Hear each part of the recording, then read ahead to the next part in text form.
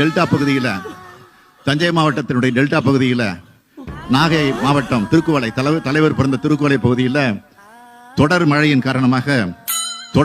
காரணமாக அங்க வறட்சி ஏற்பட்டு பயிர்கள் அழிந்து நாசமாகி ஒரு விவசாயி தற்கொலை செய்து கொண்டு மாண்டு போயிருக்கிறார் என்ற ஒரு செய்தி இன்னைக்கு வந்து கிடைச்சிருக்கு. ஒன்று முருகன்,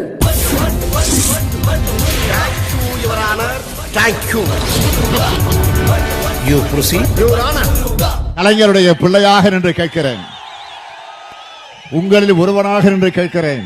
மிஸ்டர் வண்டு, கோர்ட்ல இப்படியெல்லாம் அடிக்கடி கத்தப்படாது. கடுப்பேற்றார் மயிலாட்.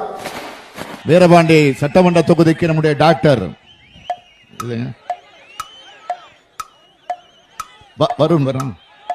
வருண் தானே,